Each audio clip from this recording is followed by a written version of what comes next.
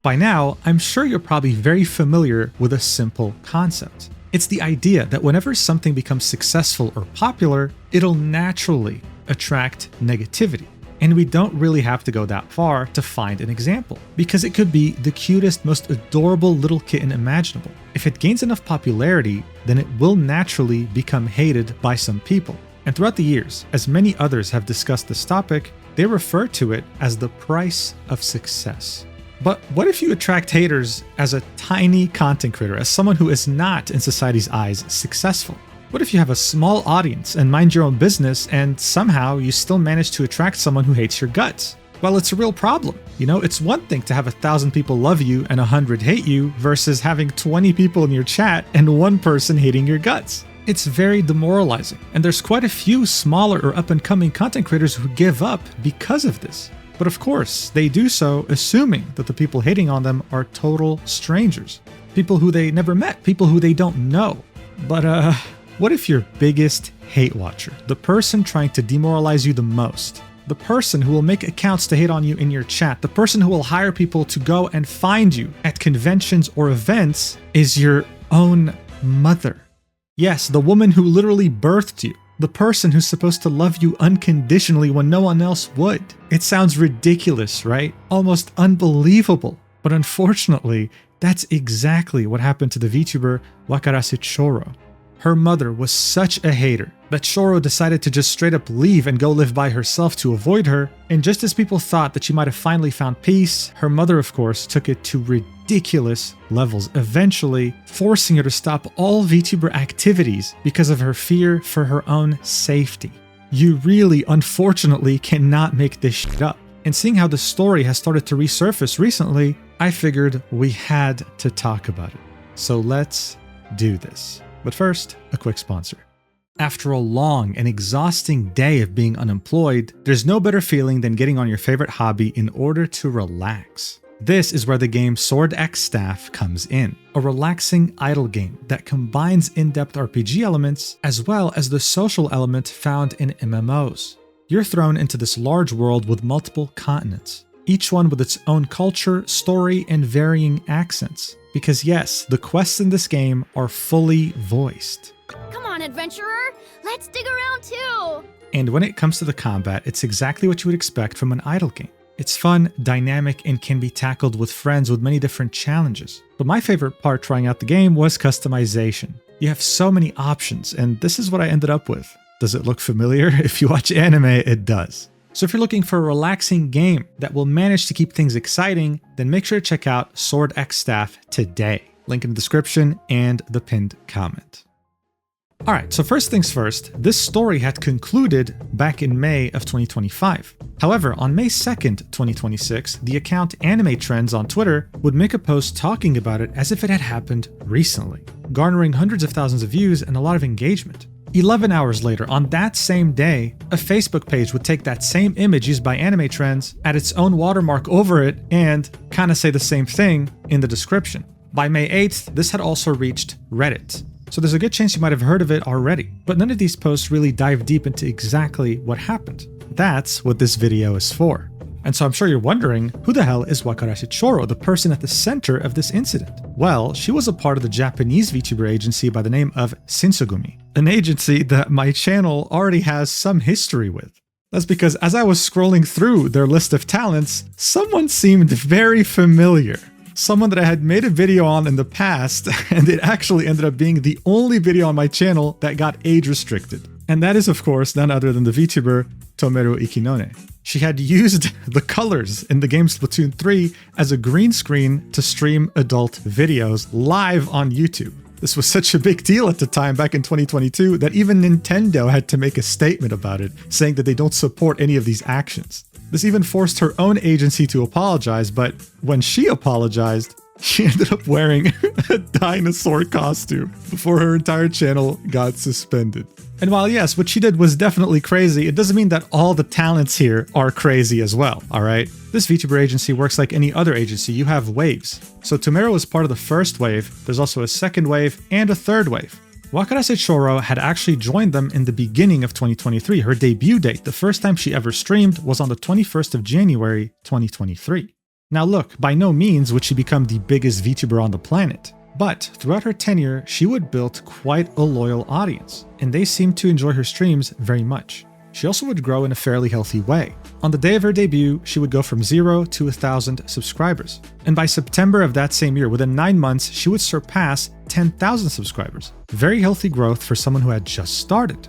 However, after reaching that very impressive milestone of 10,000 subscribers, her streams would all of a sudden become way more sporadic, way more inconsistent. She would take a lot of time off, then come back randomly, with no explanation, confusing her community that's so tight-knit, while also, of course, making them worry about her.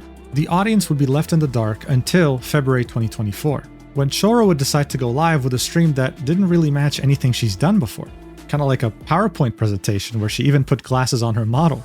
In it, she would reveal for the first time the situation with her mother, about how much it was affecting her, and detailing the toxic dynamic that was present between them. The first PowerPoint slide of the stream would make it very clear what it was about. It would say, Wakarase Choro's decision, the reason why I wasn't able to stream much since around November of last year, and the reason why I had been thinking about quitting as a VTuber, I will tell you everything. She'd say how bad she felt for not streaming for a while, for being so sporadic, and about how nervous she was going live with the stream.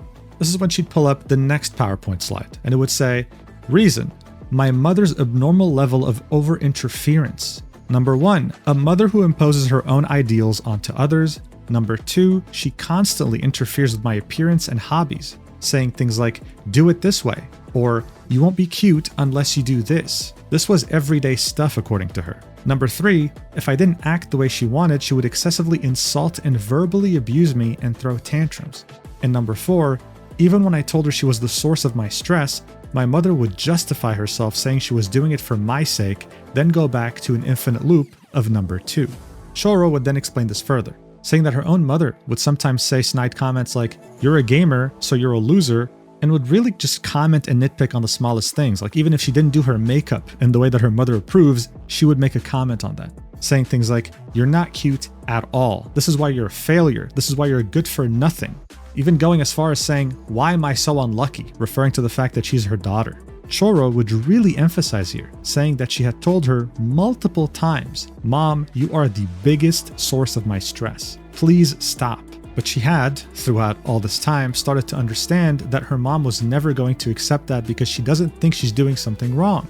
She'd counter this by saying, no, that's not right. It's because you have no friends. That's probably what's stressing you out. It's probably because you're not even getting popular from streaming.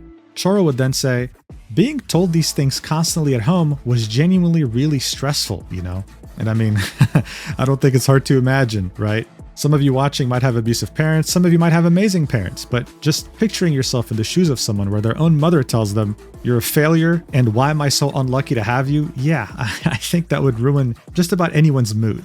Then the final slide would show up in the stream. It would say, about being a VTuber. I want to really commit and work hard at being a VTuber this year, but since I've also started working a regular job, being 100% a VTuber is difficult. Of course, I'll still try my absolute hardest though. As for daily life, Shinsegumi, the agency, is supporting me in every way, so there's nothing to worry about at all. Also, even after physically distancing myself, my mother's persistent interference won't stop. So I want to do my best to resolve that side of things as quickly as possible. She would add on to this by saying just how grateful she is to the agency and thanking the founder and head of the agency a lot. How she wanted to keep going as a VTuber, even though her mother at the time would keep saying quit over and over. She'd of course thank her community for being there for her, for actually giving her compliments, for actually saying nice things as opposed to her mother. And then after some more talking to the chat, the stream would end. So here was the situation. Choro was dealing with a psychopath of a mother, someone who was making her life a living hell. During this tumultuous time, around the end of 2023 or so, she would reach her limit and would decide, you know what, she's my mother, sure, but she's making my life hell. It's time to distance myself from her. This is when she would take the big decision to move out. However, in order to live by herself and actually support herself, she had to take on a full-time job as well as continue VTubing. But here's the catch, and she mentioned this during the stream. Even though she had distanced herself physically from her mother, she had gone and lived by herself, wanting to forge a new path for herself, her mom was not leaving her alone. She kept trying to interfere and to continue making her life a living hell. Now by this point, we genuinely had no idea how she was doing that. The only thing her fans were hoping for was that she can figure things out. Unfortunately though, even when it came to the standard of what a crazy mother is, Choro's mom beat all and any expectations you would have of how far someone can take this. One could argue that leaving actually made Choro's life even more of a living hell, and eventually her mother's harassment would be simply too much to bear. Japan is a country in which murder doesn't just happen every single day. Well, at least for the ones that are actually reported. So much so that when a murder does actually happen, especially in a high-profile public manner, it gets reported on all over the world because it's such a big deal. For example, you might have seen how on March 26, 2026, a female Pokemon store employee was the victim of a knife attack. But what was the motive? Was the man behind this just someone who was thirsting for death? No. In fact, he was an ex-lover. They had broken up barely a year ago, and during that entire time, he was stalking her. Of course, she would complain to the police. Of course, she would try to do something about it, but nothing happens until it's too late. In Japan and many other countries around the world, stalking can be done by anyone, regardless of gender and regardless of relationship. The same inefficiency goes for a mother trying to stalk their kid. And so even though Choro tried to find some sort of solution to make this stop, she was faced with a very unfortunate reality. And that's the fact that if she really wanted peace, she had to graduate and cease being a VTuber. This announcement would come all of a sudden, without anyone expecting it, on May 16th, 2025, almost a year after that stream where she had explained to everyone her situation. The Shinsogumi official Twitter account would post, "We hereby report that our affiliated member, Wakarase Choro, will be graduating from Shinsogumi as of May 31st, 2025. For details, please see below." Here's what it had to say. "Thank you very much for your continued support of Shinsogumi. Regret to inform you that Choro, a member of our team, will be graduating on May 31st, 2025. For detailed reasons regarding her graduation, please watch the live stream on the Choro YouTube channel today, May 16th, 2025 at 7 p.m. In summary, there was a major conflict between Choro and her family, and concerns about physical interference at events and filming locations gradually caused her emotional distress, making it difficult for her to continue her normal activities. The Shinsogumi team continued discussions with her to see if there was any way to continue her activities, but rather than forcing her to continue, they respected her mental state and wishes and accepted her request to graduate. The graduation livestream is scheduled to take place on May 23rd. They would then detail how everything on her socials is going to be privated as her graduation takes place. So as this notice mentioned, Choro would also at the same time tweet that she'd be having a stream at 7 p.m. on the same day. But before we get to that, I just want to point out how, even by Japanese graduation letter standards, this wasn't really seen before. Typically, these notices are kept very simple, very straightforward and professional. Hey, this person decided to leave because they found, I don't know, some other creative avenue they want to pursue. But saying that they're leaving because of physical interference by family who was stalking them at conventions and events is definitely next level. Her audience was shocked, but even Japanese bystanders seeing this on their feed on Twitter were also shocked. Wait, what? Physical interference by family? It was very unfortunate. This was someone who was really enjoying what they were doing. Many were rooting for her, and here we were. It seemed like she was defeated. So of course, many were looking forward to her stream to see what the hell happened. Now look, obviously by now, her entire channel's been privated, okay? The only thing still there is the May 23rd graduation stream. However, right after this, she would conduct a members-only stream, and that's when she would get into the nitty-gritty, the shocking details about how far her mom was taking being a hate watcher. Now, the graduation stream itself would be good vibes, it'd be wholesome. She would bring on the head of her agency, and she would bring on some other guests as well. Her community was also there to support her as much as they can. And as I said, this was a small community, but they were very passionate and they were very tight-knit. This can truly be seen here. Now, at the end, the vibes would turn more, I don't know, tragic, sad, I guess. She'd give a little bit of a speech, thanking everyone for being there for her, for being a source of positivity when she needed it the most, but would also really make sure to remind everyone that this was a positive graduation. She wasn't leaving for negative reasons. If anything, the agency wanted her to stay. It's just that she just so happened to have found a new path she wants to pursue in life, and that's it. She'd give a motivational speech to her fans, telling them that if there's something that's stopping you from pursuing what you want in life, do it, and don't be swayed by the negative opinions of others. Then she would end the graduation stream by saying, "You don't even have to say my name. Just remembering me every once in a while would mean the world to me. See you next time." One could confidently say that Choro, even though she's went through hell on earth, and had taken this decision to separate from something that she really enjoyed doing and appreciated, still managed to end on a high note. And in order to do that, I mean, it takes guts. But what exactly happened that made her want to pursue a new path? What exactly happened when it came to her family and her fear of it getting into the physical interference territory? Well, at some point during this period of graduation, she would go live on a membership-only stream where she would sing karaoke songs, but would also give more details as to what exactly happened and why she wanted to separate herself from the public life. Now look, her audience, especially her members, the people who actually paid money to be members on her YouTube channel, were already aware of her mother and how crazy she was. They just weren't expecting her to be this crazy. Because according to Choro, her mom would make accounts to type in her chat, and they would be hate messages, right? But seeing that she had to listen to her bicker and complain and insult her every single day, she knew exactly how she typed. She'd look to the chat panel and see her mom typing hate messages, and she'd think in her head, oh, this is my mom. Like, I might as well ban her, to which her mom would just create another account. But that's not all, of course. Her mom would send people to try to find where she was living, like private investigators or whatever. And whenever there was a convention or event that Choro was going to go to, she would also somehow send someone there to try and find her and maybe follow her home. At the end of the day, this mental strain isn't something you can just live with and ignore. It was starting to make her fearful of going to events, of interacting with fans, of continuing this public-facing life. And so because of this surveillance state that her mom had built around her, she found no other solution than to just graduate and focus on her full-time job. It's genuinely tragic, and it sucks that she had to give up something that she genuinely enjoyed doing because her mom couldn't just get a life, I guess? My heart goes out to her. Look, overall, when I see stories like this, it makes me genuinely wonder, how many others are there that are in Choro's shoes but aren't public personalities or just regular people that have to deal with this mental strain every single day? This is when I came across a Japanese user's comment replying to the Anime Trends tweet about Choro. They would say, Choro's mother did the same thing as the mother in the following incident. She said, since I gave birth to my daughter, she is a part of my body, so she must obey my commands forever. This is a tendency seen in some Japanese mothers, to which he would link the Shiga Medical University student mother murder case, Wikipedia.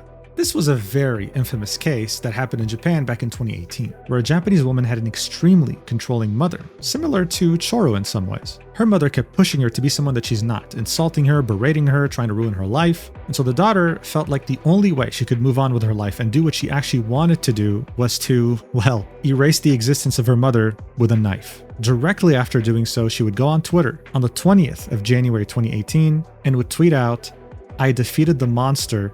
Now I can finally relax. This case was so fascinating for many that it had become a book and subsequently became a manga. And I can see why there's fascination about things like this. Because as I said in the intro, many people understand that with success comes hate, envy, jealousy, whatever you want to call it. You expect this from strangers, from people who've never met you or interacted with you, but you would never in a million years expect it from your mother. It's inconceivable for people who haven't experienced it, and it's still inconceivable for people who are experiencing it. And that's what Choro, unfortunately, had to go through. I truly wish her the best, and I hope that she's right now, at this very moment, living the life she's always wanted to live without anyone telling her otherwise. Take care out there, guys, and if you decide to have children one day, definitely don't make alt accounts to hate on them in the chat if they decide to become streamers. Thank you so much for watching until the end. If you want to see exclusive content like videos where I yap about different topics, then definitely make sure to check out my stack.com page, which is pretty much like Patreon but better.